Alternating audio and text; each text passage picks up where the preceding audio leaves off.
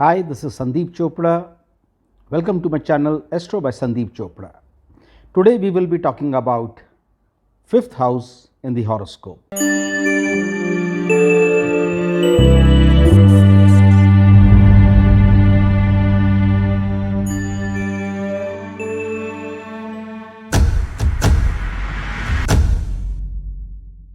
कुंडली का पांचवा भाव लगन से we will be talking about what are the things that we see from the fifth house, which are the significations of the fifth house, which are the significators of the fifth house, and then how do we see the fifth house. So what are the things that we see, that is the significations. कौन कौन से planet उसके कारक हैं, those are the significators, and how do we see, हम कैसे पांचवें घर को एनालाइज करते हैं. So first and foremost the significations of the fifth house, यानी कि पांचवें घर से जो चीजें हम देखते हैं उसमें सबसे इंपॉर्टेंट होती है प्रोजेनी. प्रोजेनी यानी कि बच्चे. बच्चे कब होंगे, कैसे होंगे, बच्चों के बारे में कुछ भी जानकारी अगर आपको चाहिए तो आपको फिफ्थ हाउस देखना होगा. दूसरी चीज, फिफ्थ हाउस से हम एजुकेशन देख सकते हैं, खास तौर से प्रोफेशनल एजुकेशन. बच्चा जब 11वीं 12वीं पढ़ लेता है और उसके बाद सोचता है कि मैं ग्रेजुएशन किस स्ट्रीम में करूं जिससे कि मेरा जो प्रोफेशन है वो डिसाइड होगा, तो वो जो एजुकेशन है that is seen from the fifth house. तीसरी चीज जो हम पांचवें घर से देखते हैं वो देखते हैं आपके इमोशंस, आपकी फीलिंग्स. या मैं सीधी तरह से बोलूं तो अगर आप कोई लव अफेयर अपनी लाइफ में चाह रहे हैं और देखना चाहते हैं कि क्या वो हो सकता है, तो उसके लिए भी आप पांचवा घर देखेंगे. Now, for all these three things, the progeny, the education, and your emotions, feelings, what are the significators या फिर कारक, यानी कि कौन से ऐसे प्लैनेट हैं जिसको हम कहेंगे कि वो इन चीजों के कारक हैं. बच्चों के लिए कारक और the significator is Jupiter. So whenever you are analyzing the fifth house, you have to look at Jupiter as well.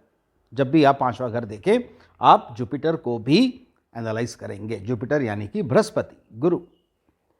जब भी आप एजुकेशन देखेंगे तो एजुकेशन का कारक है Mercury, Budh. Emotions, feelings, romance. Romance का कारक Venus.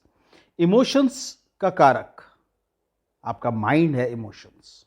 So the karak is Moon. So these are the planets which has to be seen जब भी आप इन चीजों के बारे में कुंडली में देखेंगे. अब हम ये समझें कि फिफ्थ हाउस का जो एनालिसिस है, जो उसका विश्लेषण है, वो कैसे आप किस तरह से करेंगे.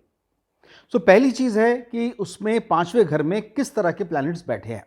कोई भी अगर मेलेफिक बैठा है तो वो पांचवें घर को हानि पहुंचा रहा है जब तक कि वो मेलेफिक कोई उसका लॉर्ड हो. अगर लॉर्ड है तो वो कभी भी उस घर को खराब नहीं करेगा.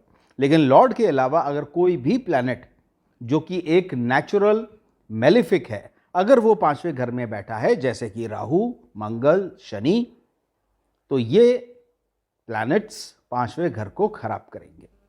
सिर्फ बैठने से ही नहीं, अगर इस तरह के प्लैनेट की कोई दृष्टि पांचवें घर पर पड़ रही है तो भी वो पांचवें घर को खराब कर रहे हैं. इसके अलावा आपको ये देखना होगा कि पांचवें घर का जो स्वामी है वो कहां बैठा है. अगर पांचवें घर का स्वामी किसी मेलेफिक प्लैनेट के साथ, यानी कि पाप ग्रह के साथ बैठा है, जैसे कि मंगल, शनि, राहु, तो भी हम ये समझेंगे कि पांचवा घर खराब हो रहा है.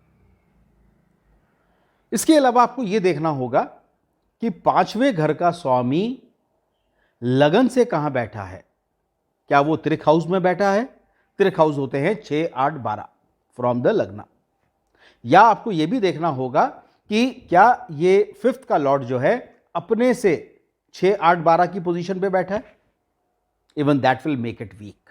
अगर अपने से 6, 8, 12 में बैठा है तो भी इन चीज़ों में प्रॉब्लम आएगी। इसके अलावा आप ये भी देखेंगे कि ये जो कारक है, क्या वो कारक स्ट्रांग है? क्या पांचवें का लॉर्ड स्ट्रांग है? अगर ये प्लैनेट स्ट्रांग है तो ये आपको रिजल्ट डेफिनेटली देंगे। So this is all about the fifth house. In our next video, we will be talking about the sixth house. If you find these videos interesting, please subscribe to it. We had earlier uploaded the videos related to all the planets and houses up till fourth house. Now, in the next video, we will be coming up with the sixth house. Thank you so much.